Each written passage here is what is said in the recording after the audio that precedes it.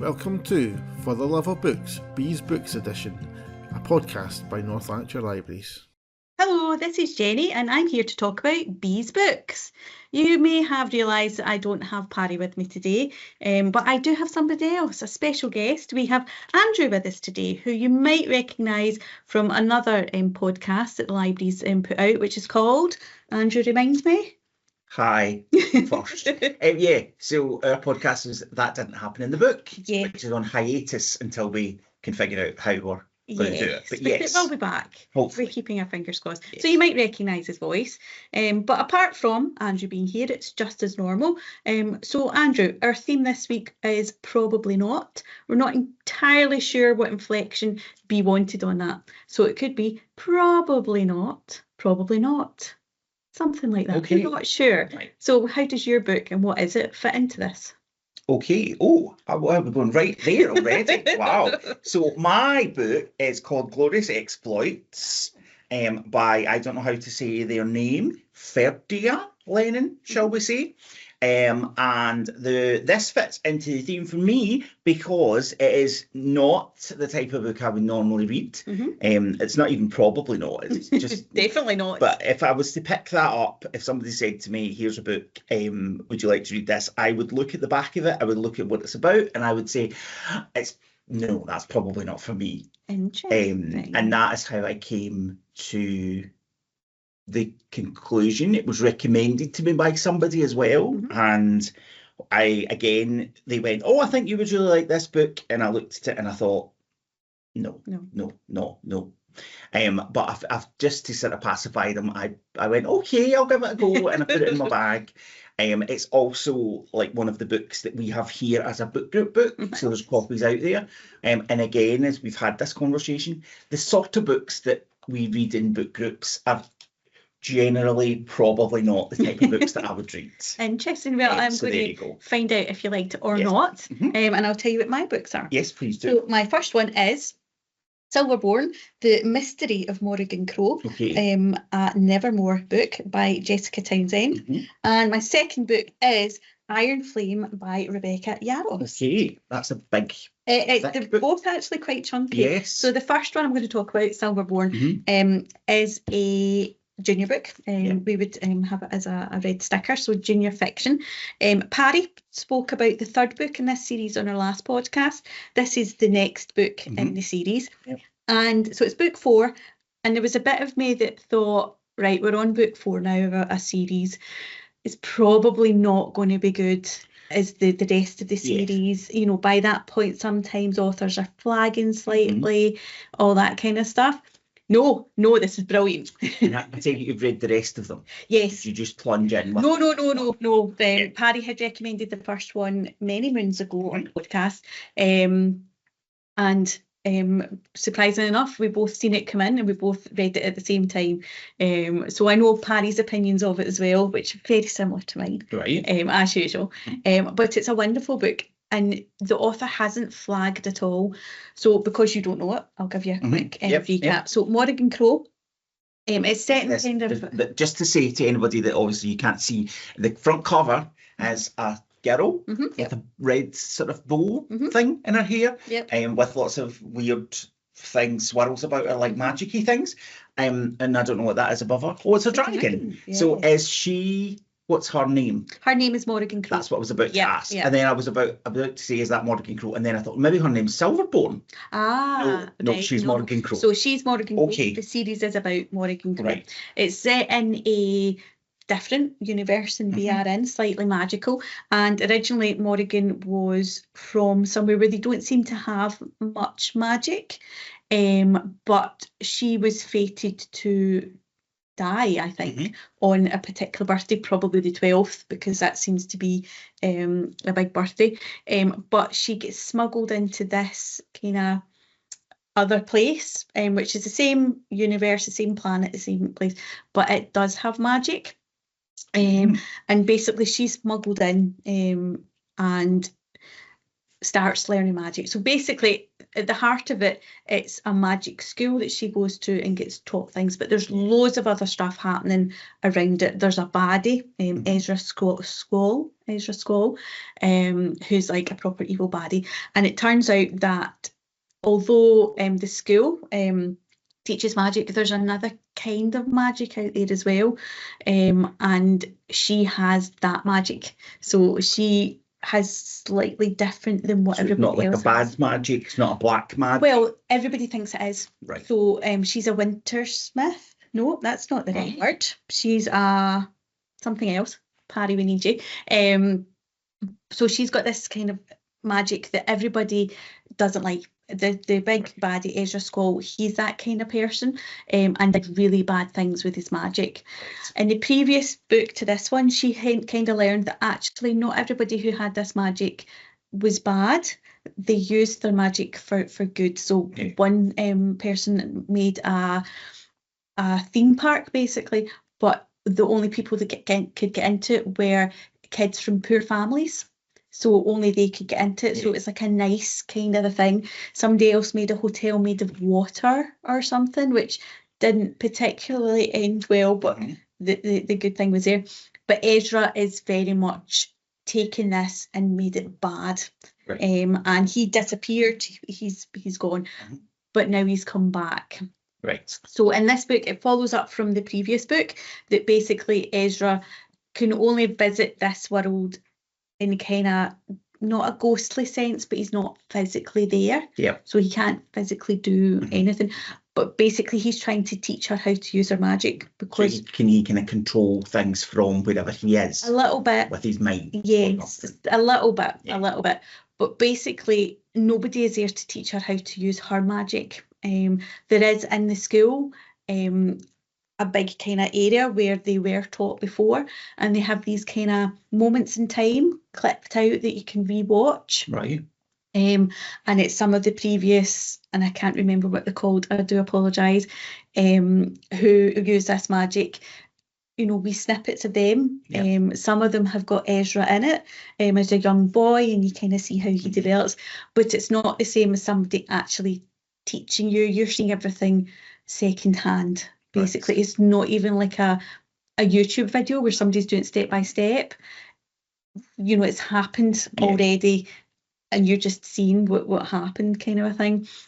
So in this book, we know that she's getting taught by Ezra on the side. She's asked if when she goes back, so she gets taken away at night to get shown stuff, but she's asked for a short time if she can kind of forget that happens when she gets back. So she will remember the lessons, but she won't really remember that because she's still not quite sure how to tell her mentor, Jupiter, who's the one that smuggled her from the other place. So she kind of forgets that when she gets back to her own kind of where she is. And it's the start of a new term at school, so all her school friends is the are school there. called Nevermore? Or is that, what is that? That is the world That's that the they world. live in, I think. What is the school called? I don't know. The school is called, now I'm going to do this Doesn't really really badly. I'm just Is it curious. the Windsock? So it's the Wondrous Society, Okay. shortened down. Okay. But no, that doesn't sound right either. Well, it doesn't matter. Hey, if anybody wants to read the book. look it up Read yourself. the book. Yes, I'm just curious. Yes. But they're very, very good. There's also a lot in them for being like a junior book. There's a lot in it that would appeal to an adult as well. So she's back at school. Crossover appeal. Yes, exactly. Because the adults are doing stuff as well, and you kind of want to know what they're doing. But mostly it's about her. And in this book, she finds out that she, and I'm going to spoil it slightly, is Silverborn. So her family, which she thought were all from this other place, actually her mother was from this other place. And so she actually has a family there, but she's found out 3 years into being in this new place.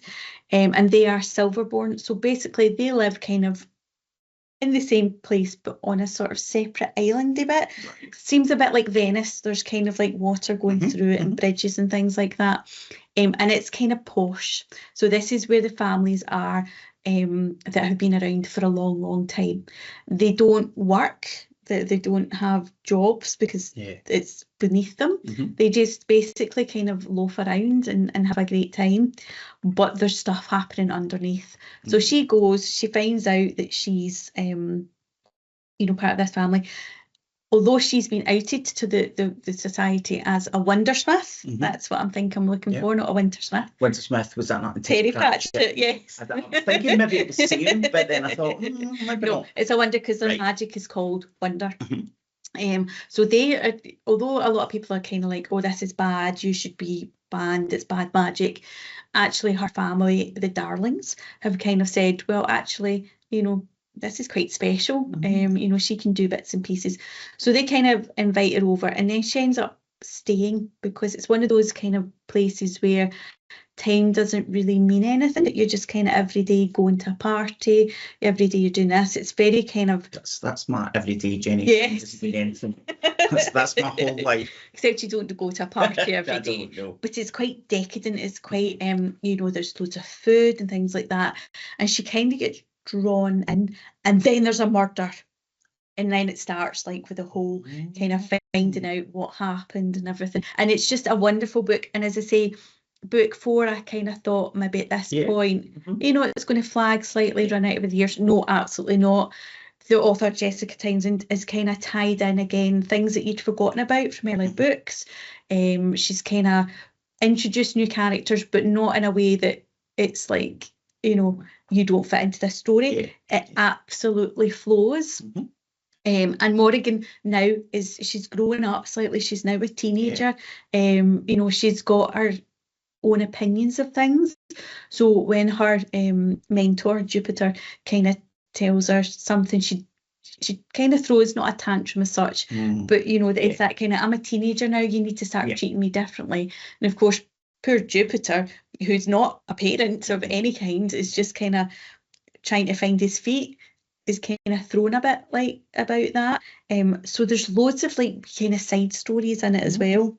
But the murder is the main thing, and the person that was murdered was a dragon rider. So there are dragons, hence a dragon rider. And once every now and again, they have like a big tournament, and this person was kind of thought to have been the one that was going to win. His dragon's the best dragon, he's the best rider, so he's murdered. So it starts out, is that the reason he's been murdered? He's just married Morrigan's aunt, and there's a whole story there. Is that why he's been murdered? So it kind of turns into a murder mystery, with all this other stuff happening. Meanwhile, she's still getting taken away by Ezra and shown how to use different kinds of magic. There's a lot going on. There's a lot going on, and it kind of, I can see another 4 books at least, with the stories kind of developing. She's got a group of friends as well who, a bit like these kind of stories set in schools or set in wizardry type places.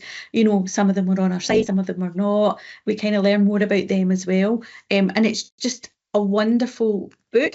I will say though, like a lot of these books, it was half this size. Book 1 was half this size. Yeah, that's the problem. And it's just kind of got bigger. For example, Harry Potter. The first 3 books were kind of just normal. And then all of a sudden they were like big chunky book stories. And then it becomes that thing of, do they need to be like that? Or does the author not know when to rein in? That's not too bad, looking at that. And I think as long as we don't get any bigger than this. But not 800 pages. No. So this is 580 or something like that. So it's getting to the top end. So stop there, because it is a children's. That's it. And I think that's the thing. I think when we're talking about crossover appeal, they start off slimmer because that's the length of a children's book. Absolutely. And then as they develop popularity and as they know that there's more out with the target audience reading them, then obviously that's when they get longer. Absolutely. Like Rick Riordan didn't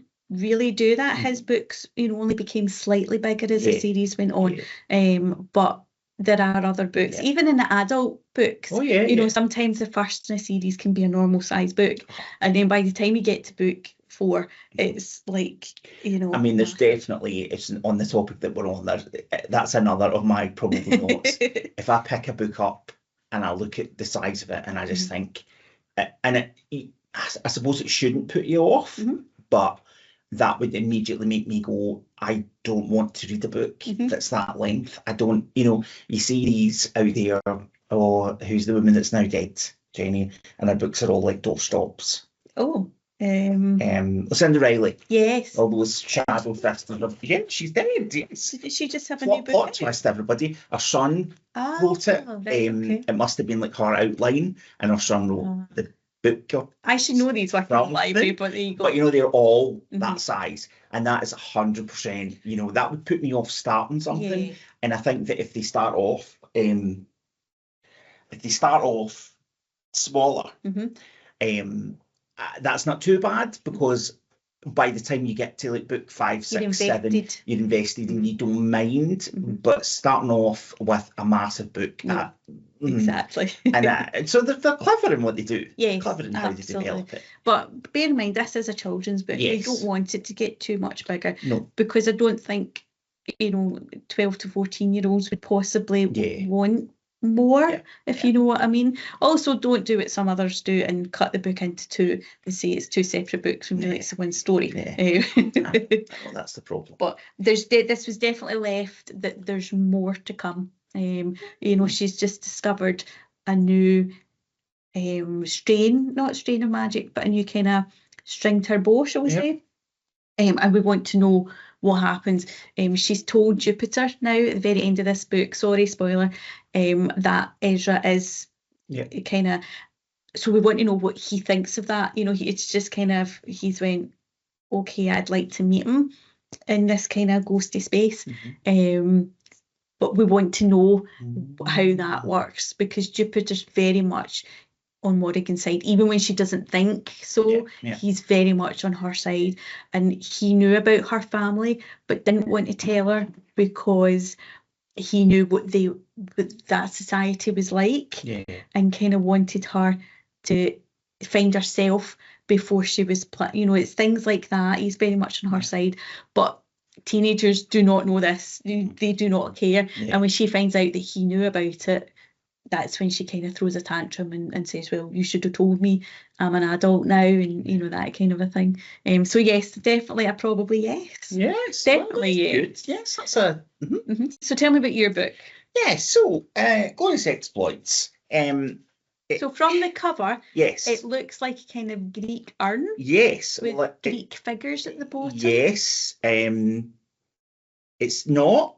Okay. But it does have elements of that. So instantly, so it does have a big pot on it, and you look at it and it says, bestseller. I was hooked from the first page, unexpected, etc., etc., etc. On the back, winner of the Waterstones debut fiction prize.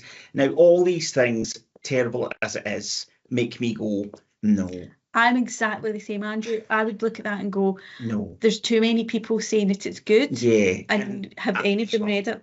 And a lot of the time, I always remember many, many years ago, my old boss in one of the libraries, when a customer had come in and asked for some books that were on some award shortlist or something like that, and we didn't have any of them in. And I went and said, customer asking, but I didn't know if it was worth ordering them or whether you would buy them in. And she looked me dead in the eye and she said, no, because most of them are rubbish. and while I don't necessarily agree with that, there's a certain thing of where it's a literary book where I instantly kind of go, that's not for me. I think when it comes to reading, you want something that you can escape into, or something that it's takes you somewhere else. And I can't. I personally, everybody's different. Books that are too depressing are not really my thing. No, either. I'm the same. I don't want to read something that's too gritty in real life. No, because that's not what. No, I that's not why I'm reading. So at first glance, this does not look like my kind of thing. If I picked this up just randomly off a table and was like ancient Sicily, Athenian, so it's kind of ancient Greekish, Greek tragedy, etc., etc., etc., I would go, there's absolutely nothing about this book that I want to read. No, thank you very much. Back on the table it goes. But like I say, somebody recommended it to me and said, I think you would really like this book. And I kind of looked at it and went, no. And I kind of went, maybe, yeah. That sort of Greek tragedy type thing is not really my thing either. And I have seen stuff in the theatre that's based on it all, and it didn't. So earlier on in the year, I saw the production of Electra in London, which had Brie Larson in it and Stockard Channing off the West Wing, and it was dreadful, dreadful. And it's all about, I have problems when they try to modernise things and say we've got this ancient story from hundreds and thousands of years ago, and now we're going to try and make it modern to today, because it doesn't always work. No. It can be too forced and too contrived. This sort of does that in a way that I wasn't expecting. Okay. So although it was, as I'm saying, probably not the type of book that I would read, it's also probably not what you expect when you read it. And it also doesn't probably have the ending that you would expect either. Okay. So it's a kind of tonal shift. But basically it's about two men, and one is called, I'm not sure how to pronounce his name. In my head, it's Gelon. Okay. But we'll go with that. Gelon. Gelon. I don't know. And he's the sort of not normal guy, but I guess he is a bit. He's the sort of, he was the family man and all that kind of thing. And then he has a friend called Lampo. And Lampo is the one who is a bit of a kind of Jack the Lad and doesn't really stick at anything. And they're friends, but they end up teaming up in a way that's quite unexpected, because they end up teaming up to put on a play. Oh, okay. Again, not what you expect. The main thing about it is, and then I think the reason that it works is because it's told. Now, I'm going to just check, because I'm assuming I've got this correct. The author, I believe, now I'm looking at it going, I'm not sure if it's a man or a woman, because that's a name that there's no way, and there's no picture of them. But anyway, whatever it is, fair to you. Thank you very much. Oh no, it's the son. It's a boy. So that's fine. So, Fair to you, Lennon is an Irish author. Oh. And the book is told through the eyes of Lampo, but told in a kind of Irish voice.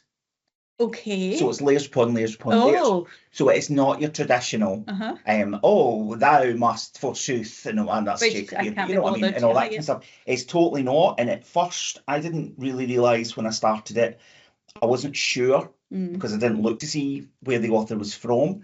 The way that it's written, and the language and the dialogue and everything else, and you'll understand where I'm coming from here, because our slang and our way of speaking here is very similar to Irish. Yes, you could basically go through the whole book and think of them doing it in a Scottish accent, right? Okay, because it's got that kind of feel to it.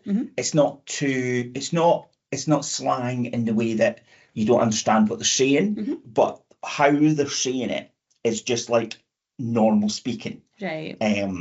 And it's quite sweary as well, but again in the way that people would just swear as normal. Yeah. You know, it's like these two guys who are just talking like you would imagine two normal guys down the pub here or in a bar in Dublin. It doesn't feel, it doesn't feel like ancient world when in the same way, because they're not talking as if they're old guys. Does that make sense? It does make sense. And I didn't expect that at all. Right, okay.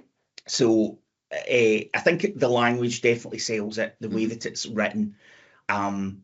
Like he's saying things like, oh, she's a cracker and all that kind of stuff, which of course they wouldn't, very anachronistic. They wouldn't have. But it works because it makes you more, I think, invested in their story. Right. So Gelon, that's probably how you say his name, because that likes to. That's like a Gilly, isn't it? Gelon. He is like a theatre lover, and the backdrop to the story is that it's set in Syracuse, and they were invaded by the Athenians and defeated them. Okay. So, and then what the problem that they then had was, what did we do with all the Athenian soldiers that didn't die in battle? They didn't know what to do with them. Right, okay. So they basically herded them all together and put them in quarries to live. Okay, so these are like prisoners of war. Sort of like prisoners of war. They had a guard on the thing and everything else, but they didn't really feed them properly, and they didn't really, when they were out in the sun and all this kind of thing. So if you can imagine the pit that the most of the story is set in is like a big giant quarry with all these sort of sick and dying and broken men. And these two half-wits decide that they want to put on a play. So are they the prisoners? No, or are they just... they're just normal people. Okay. And they come up with the idea that I think they're like traders and things like that, so they're allowed to go in and out of the camp. Ah, I see, right. And then they realise that so this Geelon wants to put on a play, and they decide that as the story goes on, the best place to do the play would be in the quarry. But who are we going to have to act in the play? Well, we'll get the prisoners to act in the play, but who's going to come and see the play, etc., etc. So it's all about them then trying to find the money to do all this and trying to connect with people to, get somebody to help them with the costumes and get somebody to give them money for other things. When Lampo eventually does get some money and he's sent out to buy lots of food, so they decide that they'll feed the cast more than they'll feed everybody else, and he's sent out with bags of gold and everything to try and get the food, but ends up just spending it on himself on like a new outfit and fancy crocodile shoes and things like this. And he then falls in love with a barmaid, essentially, in a bar, who's a slave. So there's two storylines going on there. The other guy, the guy who's like the theatre lover, his son died and his wife's disappeared, and so he's got a kind of backstory.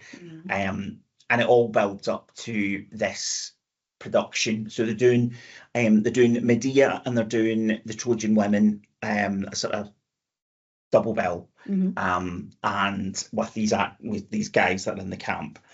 And it all builds up to them doing this performance, and of course initially it's a bit of a disaster because the chorus keep falling over and doing stupid things and forgetting the lines, and the audience are all booing them and saying things like, oh well, the Athenians are crap and all that kind of stuff, or words to that effect. That's not the words that they use. No, you can imagine.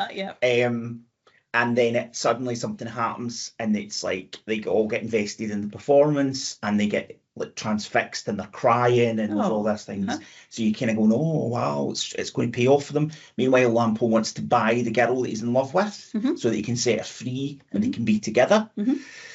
And then at the end of the performance, something really horrible happens, which turns the story completely on its head, where a horrible guy who's been in it earlier on, who wants to beat people to death, basically arrives and starts attacking the cast, and there's a massacre, and things go badly wrong from there. And then most of the cast then, spoiler alert, don't make it, but there's one or two that do, and Lampo's mission then becomes to find a way to get these guys out of the camp and back home to where they came from, to safety. So the last sort of third of the book is very different because it does take in a dark turn, and it doesn't have the same humour. Right. But does it work? It does work. It does work. Because I was kind of thinking, and suddenly, these guys have just been kind of mucking about a lot of the way. So it is a sort of, a lot of it for the first 3 quarters is a kind of knockabout, stupid, or what we're going to do with this, and then things don't go the way. So I did enjoy it a lot more than I expected to. Yes. I think the person recommended it to me because there's that theatrical thing to it, and they know that I'm into all that stuff. So they thought, I think that you'll like this. And I did, but not so much because of the theatre. That drew me in. Right, okay. I enjoyed the story, I enjoyed the characters, I enjoyed the way it was written. As I say, I would not have stuck with it if it had just been a very traditional, like Julius Caesar type talking. It's not really at all. So there was a lot of knots in it, and at the end of it, was it satisfying at the end? I mean, does it end? Does it have an ending? It does have an ending. Right, okay. It does have an ending. They do have the like the sort of the great escape attempt to try and get the poor guys out of the camp, and that doesn't quite go as planned. But you know, they have all that, and then there's a sort of epilogue bit at the end, which is a bit confusing because you don't really understand what's going on to start with, but then it does make sense. Yeah, pleasant surprised. I understand the praise that it got. As I say, it's 100% not the kind of thing I would read. Would you recommend it to somebody else? Yes, I would. I think that if you would be put off by that type of story, it's got a lot more to it. It's not a thick book. No, it's only like just under 300 pages. And there is bits where you go, that's a bit grim. But you root for them. Right. You know what I mean? You root for them by the end, and you're saying, "Oh, I hope it all goes well, and what's going to happen in the play, and how's it going to go?" And then, of course, like I say, not so great. But it was. I think it's more about what you realise after it is that it wasn't so much about the play; it was about the hope. Right. Giving them hope, giving them something to focus on. Right. Even the hope that it gave the guys in the camp, who otherwise would have been dead. Yeah. It gave them all hope. It's not a very, I suppose it's not a very comforting thing that the hope that they all had doesn't always work out, because you don't necessarily but life is want like that, but that's how life is. But yeah, I was pleasantly surprised. And do we know, is it based on anything think factual? so. Was there a battle? I think the backdrop of it is all true. Right.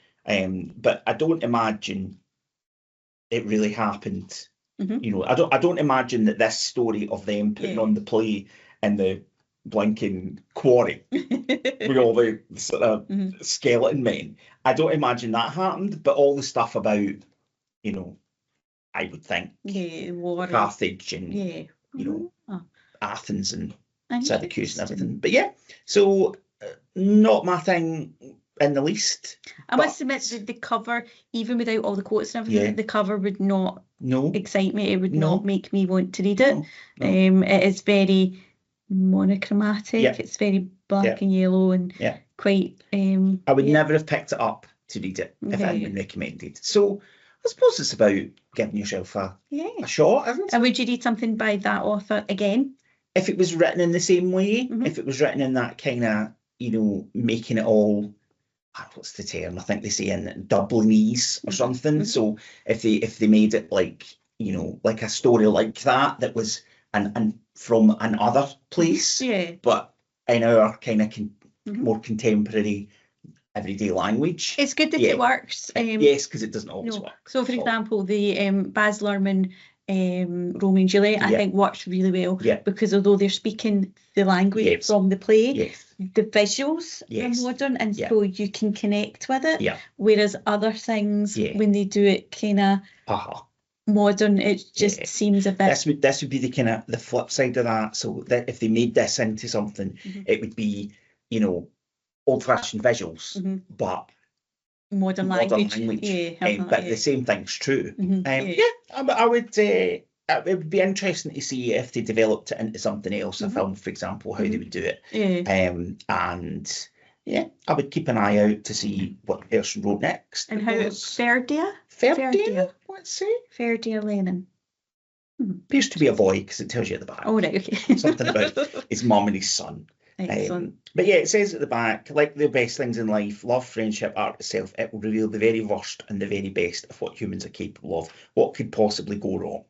See, that actually sounds all right. You know what I mean? But I'm not sure I would have got past the cover to read the back. No. And I possibly, even although I took the recommendation and I took the book, if I hadn't been doing this, I don't know if I would ever get around to reading it, but because I felt it fitted in to what were, you know, that sort of topic, And I'm glad I did. Glad I did that hunt. Excellent. Yeah. Well, my book, my last Yes, tell us book, about I your would say second anyway, book. no matter what, and I'm squishing it in as I Okay. usually do Yeah. to our thing, because again, it's book 3 in a series. Yeah. Well, it's not, it's book 2 in a series. Mhm.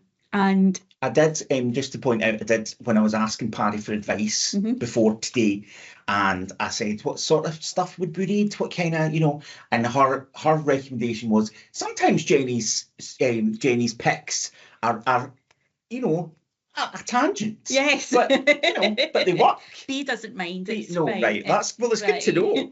Yes. So, Iron Flame, Rebecca Yaros. Yes. The first book was called Something Else, Fourth Wing. That's very specific. Yes, sorry, I Mhm. read a lot. And this is the second book. And how I'm squishing it into probably not Mhm. is that the first one was really good. Yep. It was really good. Mhm. And although it was kind of left on a cliffhanger, you knew there was more to come. Mhm. I was thinking, again, a bit like Morrigan Crow, Mhm. is it going to be as good as the first one? Is it Yeah. going to develop? Yeah. Probably not. Mhm. But no. Mhm. Yes, it's absolutely wonderful. Now, I will warn everybody, there are naughty bits in it. So I was about to ask, Mhm. is it this sort of fantasy porn type Yes, book? romantasy, I think. Is that we're what we calling call it it? now. I read, let me think what it was. Sarah J. Maas, I think you Yes, read. I read the Mhm. first one and I thought, well, this is not for me. No. Not that I didn't like the story Mhm. necessarily, but no. I think Mhm. sometimes it is forced in and there's Yes. no need for it. Yes, that's my issue with these types of things. This one, although I skipped the naughty bits sometimes, there's a reason for them. Okay. So in the first book, Mhm. again, it's kind of what we kind of think of, Harry Potter as being a kind of thing. It's kind of a school that people are going to and they learn magic Yeah, or whatever. So it's that kind of thing. So it's a college, it's slightly So that's what I older. was going to say. It's not. Definitely an I adult was book. assuming it was not. Definitely It's not. not a children's No. school. Right. Okay. And in the first one, our hero Violet, so there's different places that you can go. So you can be a scribe, you can be a dragon rider, you can be this, that, and everything. And she's always been going in to be a scribe. Basically, she's the third. She's the youngest of Yeah. 3. She's not poorly as such, but she's not physically built up. She's quite kind of weak. She's got a bit of a dodgy leg, all that kind of stuff. Perfectly suited to be described. Sitting in a library, Like us. writing, writing out histories, not that upper kind of roof. thing. No, exactly. However, her mother is quite high up, and I think she's a general of some sort. Her 2 siblings, her older brother and older sister, both went into being dragon riders. And basically, it seems to be a couple of weeks before you go and go, she's told, no, sorry, you're actually going to go and do what your brother and sister have done. She said no training for it whatsoever. So a bit like Hunger Games, you have the places, the districts where they train all their kids up. They want them to go in there and win. A lot of families know that their kid is going to go in to be, I don't think they're actually called dragon riders, I do apologise. That's what I'm calling them. They're trained up to do that. She said no training whatsoever. And the first thing that you have to do is to get to the college itself, and you've got this very tall tower, and then there's a very, very slim bridge that you have to walk. It's like, basically, I know you can't see this at home, like that size. It's raining. There's other people coming up behind you who will push you off if you're in the way, and it's a very long drop down. Basically, Is this a challenge, or is this just? It's basically to weed out people right at the beginning, to weed out. Walk across a beam. Yes, yes, and it's quite far away, and when she does it, all this kind of stuff. And she said no training. She said no guidance whatsoever. She's basically been told, this is what you have to do. Don't make any friends, all that kind of stuff. And of course, she's not that type of person. So straight away, in book 1, she kind of goes to the person that's in front of her. I know because my sister told me on the way upstairs that your hair is going to get caught in the wind and it's going to drag you down. So tie your hair up. Your shoes are rubbish. Borrow one of mine. So immediately she starts making friends. However, she also makes enemies very quickly as well. So book 1 is kind of the first year she's learning what to do. And basically what you do is you go in and you learn history, you learn all these subjects, and there's all these challenges kind of dotted around, like weird kind of challenges. Also, everybody else is trying to kill you, like all the other students, because at the end of your year, basically you're going to get matched with a dragon. There are only so many dragons, You might not make so you might not make it. So people are trying to kill you. If they think you're weak, they're going to try and get rid of you. She survives the first year. It's not really a spoiler alert. No, and she gets otherwise bonded. it would be no book 2. No, exactly. At the end. She gets bonded with a dragon. And in Violet's case, she actually gets bonded with 2, which is unheard of. But 2 dragons choose her because it's up to the dragon. Will that not make people not like her even more? Yes, exactly. So that's somebody else out the door. Yes. All the enemies that had already decided that she wasn't worth it. Yeah. Also, the main dragon is like the main dragon. It's the dragon that everybody wants. It's like the head dragon kind of thing. So there's all these people kind of basically going, how dare you? You can't even ride the dragon with your leg. You can't even get onto the dragon in the first place. But the dragons choose her. And the first book, it goes where you want it to go. There's no kind of shocking revelations or anything like that until the end, when there is a big huge twist, and basically that's how the first book's left. You find out something, they go out on their last manoeuvres, now that the dragon riders, to get them to year 2. Something happens and you're kind of left going, I need to read book 2 straight away. Luckily for me, there was a book 2 to go straight on to, and there is a book 3 to go straight on to after that. There is not a book 4 at this time. And you will have them all read in about a fortnight. Yes, and then you'll be moaning because she's not They're writing not the book writing quick fast enough. So I'm going to leave book 3 for a while. You say that. But yeah, I know. But book 2 absolutely carries on and does it very well. So the reason that there's naughty bits in it is because her and one of the people who's supposed to be her enemy is with a dragon who is mated with her dragon, and basically that means that they're connected no matter what. Right. Because the dragons are connected, they can't be out of each other's company for more than, I think it's a week. So they, even though he's a year or 2 years, I think a year above her, he has to come back. And of course, because the dragons are mated, there's fireworks and all that kind of stuff. And sometimes it's the influence of the dragons. They're away doing something naughty themselves. So there's things like that. The naughtiness is there for a reason. It's not forced in as such. Yes. Book 2, there's not quite as much naughtiness because something has happened, which is better. For me, the naughtiness doesn't need to be there. Do you think in these situations, in these books, that it's there to hook people in? I think yes. Partly. When I started reading, its own genre. Exactly. When I first started reading fantasy, I had David Eddings. There was no naughtiness in David Eddings, but there was a right good story to it. Pratchett, there's no need for that. But I think to hook in other people now, the TikTok. Yes, it's trying to do that, and with some of them it is very much forced in. It's very much that is what the story is about, and the fact that there's dragons or whatever in the background. Nothing. This is more, there's the story there, and that's just kind of been put in to kind of help it along. So book 2, we've been left on a cliffhanger. In book 1, we kind of see where that goes, and I'm not going to spoil it too much for people because I kind of wanted to read. But again, I thought probably not, this is not going to be as good as the first one. I'm going to get tired of all the kind of stuff.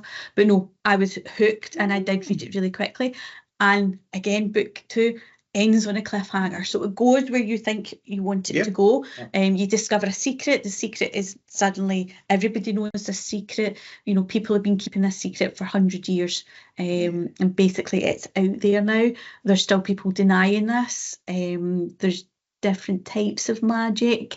In their world, in their section of it, there's like these wards which kind of keep out the bad stuff, but these wards are failing, and basically the government is trying to hide that fact, that the army and that are trying to hide the fact that at any day now this could fail and this other stuff could come in.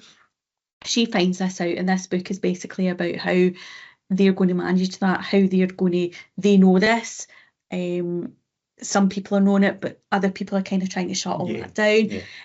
It's very much as well, you can see modern issues inside it, if you know what I mean. Although it's set in a fantasy world, you can see groups of people wanting to keep things quiet Yeah. for the benefit, other people wanting the power behind that. Yeah. It's very much like that. And of course, the love interest, who I've not mentioned yet, and there'll be thousands of fans out there. I can, without even knowing, I can tell there'll be thousands of fans of Xaden, I'm calling him. Okay. He's like very much alpha male, you know, but we find out things about him as well. And that's always the way, innit? We bring them in and they're always like horrible and a real git.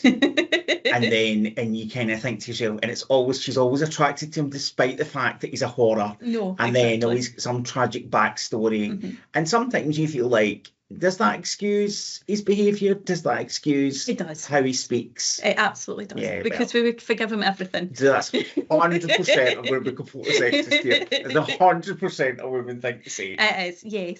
But I don't think these books are specifically aimed at that. At women, you know, I think other people would absolutely enjoy. There's lots of different relationships going on. There's different things happening. It just so happens that the main two people are like that. And we learn more about her background and her mum as well, who is this kind of distant figure who is very much, you know, part of the problem. They see it. Her father was a scribe, which is why she was going into the scribe, but he passed away when her older brother died. He kind of lost, you know, hope. And we learn lots more about that. We also learn a lot more about Xaden's kind of family and growing up. We also learn more about the other branches of her things. Also, not to spoil it too much, but one of the baddies comes back. And it's just wonderful how that's kind of, it's not again forced in. It's not like she suddenly thought, oh, I quite liked him, I'm going to bring him back for a bit. It's very much that's where the story was going to go. And again, with him, there's more than you think. It's one of those series that I can see there's going to be maybe 6 books or something like that. And you are going to want to, as soon as you read the first one, keep going. So would you recommend it in general to people if they skip the I mean, some people will love that, and it's not horrendous. I've had read worse. Do you know what I mean? You know, even like light Mills and Boons sometimes are a wee bit more racy than this. I would not want to see this on screen. Because I think a bit like Game of Thrones, it would kind of alter it too much. In my head, and probably all the readers, they have a specific, like, my Violet will not be the same as anybody else's Violet. Well, funnily enough, this is exactly what we were talking about yesterday about the Thursday Murder Club. Absolutely. And how Pierce Brosnan is not our He's not mine or yours, Mons. No. I don't think he's anybody's. And you do, whatever it is that you're reading, you do have a picture of them in your head. Absolutely. And it's quite hard then to... to try and imagine them on screen as somebody. And I think I mean, you know yourself, the stuff that they can do nowadays, the dragons would be brilliant. But I don't want to see that, because a lot of this stuff's done in your head, so the dragons talk to them in their head and stuff like that. And, you know, it's very clever, and I just don't want to see it. If they do, which they probably will eventually because it's so popular, I'm not going to watch it because I don't want it spoiled for me. I know what you mean. But it's just, I would recommend it to anybody who is already reads fantasy. I don't think it's a dip your toe in book. It's not like... No, if it's not your genre. No. For that, I would say Pratchett. If you were going to kind of dip your toe in, go for Pratchett, because it's, you know, and then go further in. Exactly.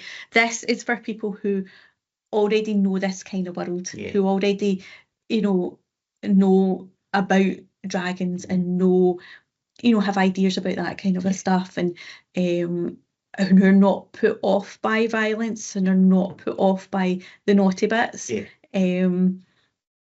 It's definitely for somebody who is already there. But if you are already there, definitely this is right up there. And I'm really looking forward to the next couple. That's good.